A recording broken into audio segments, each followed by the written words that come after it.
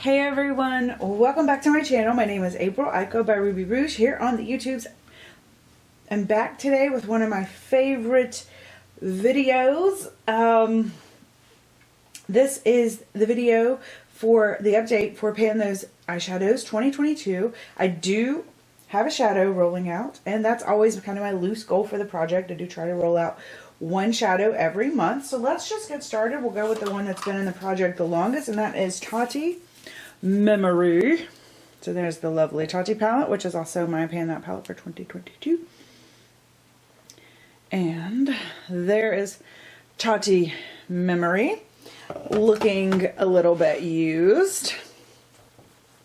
So it has been in the project the longest. It's going to be staying in for another month. It is a very, very, very incredible black shadow. I managed to use the shadow 6 more times since the last update. Bam! Look at that. And so now I am at 16. This is going to be my most used shadow in the project for the next update, so it really needs to be the one to roll out. I didn't go, my goals for my project are either 30 uses per shadow or until I hit pan, or if I'm going to declutter it, I can do that as well. So I need to either hit 14 more uses or hit the pan in that. That's going to be a little bit of a stretch, but we're going to keep going. I was kind of thinking in my head that this might need to be like my focus for the month for both this and my Pan That palette, and I could probably hit some pan in there. Next up, we have the Natasha Denona Bronze palette, and this is in the shade Bliss. I left off last month at 8. Let's see, there's Bliss. I had used it 8 times last month, and I used it one more time. So yeah, I am now at 9. I will start getting to this one eventually, but that's okay. It's a good shadow. I am kind of tossing around the idea because I like to put my shadows, I have my shadows in this project by year. So I have a 2016 palette, I have a 2017 palette, 2018 palette, 2019 palette, and then anything 2020 or newer. And I'm kind of tossing around the idea that when I roll in a 2020 or newer, I don't necessarily feel the need to hit pan on those shadows. So maybe only going to 15 uses on those. I think that's what I want to do, because I don't desire to hit pan on this shadow right now. And I think that would work better for me. So that one might actually be switching to a 15 use. Next up, we have MAC Joie de Glitz. The update, last time I was at 4. I did use it one more time. Now I'm at 5. But what I did do in that one more time was find a way to wear this look. I did not get a chance to photograph it. I can't wait to photograph it. I'm really excited about it. But I did find a way to kind of, I say that and then it's not that exciting of a look. It's just very everyday. But I'm just so excited about it because I did find a way to use such a pretty shadow just kind of on a daily basis. That was the exciting part for me. So I do really like the shadow. I was surprised at how many of you guys really commented on loving this shadow too. It's such a cool shadow. It's got this kind of grunginess to it. I really like it. But I know sometimes, like, when you start getting to something that has, like, kind of these goldy flashes and stuff, people aren't as excited about it. But, yeah. Anyways, love that shadow. Finally, I have this Viseart 07 shade number 8. It is this medium gray here.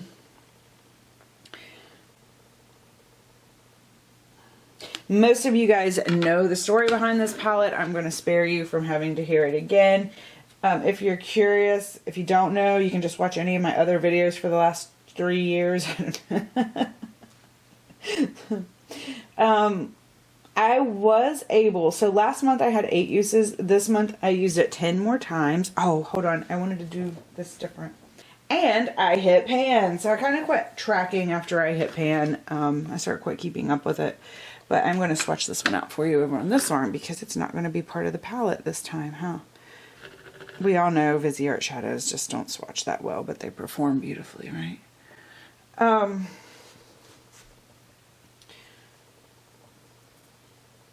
So I finally, hold on, let's have a moment of celebration here though too. This is important.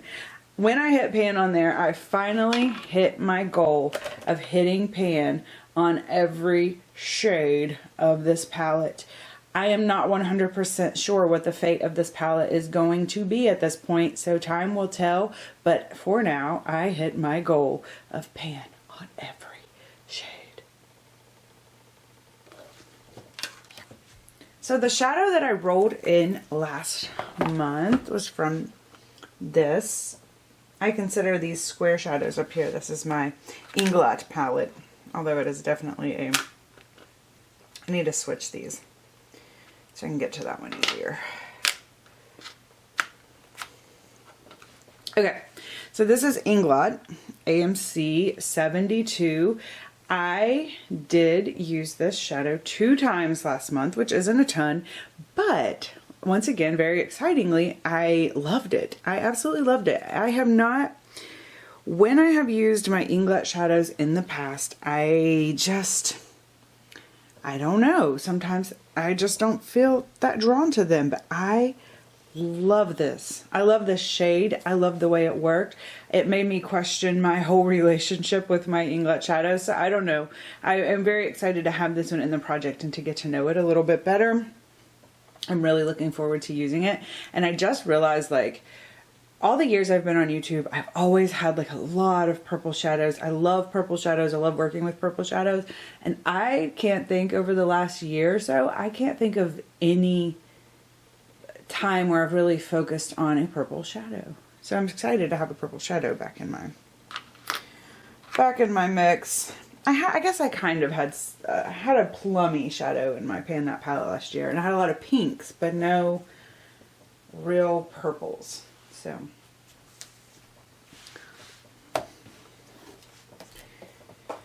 that leaves me needing to replace the Viseart shadow, and since it's a shadow from 2016, I rolled from all my 2016 palettes, and the palette that I picked was this Too Faced Chocolate Bar palette. This is another very storied palette on my channel. I have decluttered it twice, and I decluttered it once and then I felt guilty and I pulled it back out, and so I used it again for a minute and I was like, no, it's gotta go. Decluttered it again. Actually got rid of it that time, and about a month later or 2 months later, I ordered some makeup and I had a shipping mistake and they sent me the chocolate bar palette. I intended to get rid of the chocolate bar palette because I knew that I did not like it. I was going to do a giveaway on my channel or give it to a friend, and I put it in a place that I just forgot about it. So it never happened. I found it a couple years later, and then I felt like, I don't know if I should give this to anybody because it's been sitting here for too long, and yeah. So that's what happened. So I am the proud owner of the chocolate bar palette again. That happened a long time ago. I have this considered in my 2016 palettes. I'm not really sure what year it was that I got it. But the shade that I rolled actually ended up being shade number 2, and I was kind of excited about that because when I held on to it, I was like, the shades that I actually might want to work on, like I like white chocolate, champagne truffle was okay, milk chocolate was okay, hazelnut could be like a blending shade. So I was like, there's a few shades in here that I kind of like well enough, so maybe I'll work on those and then just trash it. And I actually pulled in white chocolate, so that is awesome. That would be a really, really easy shade for me to work on. You can't even see it. Totally just a brow bone type shade. Use it to keep my looks clean. Yeah, perfect shade for me to work on. So long story for that little bit of not so cool.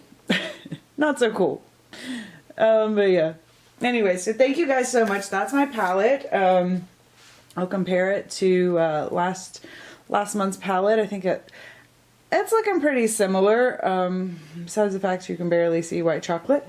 And yeah, so thank you guys so much. I'll see you guys again next month. Bye.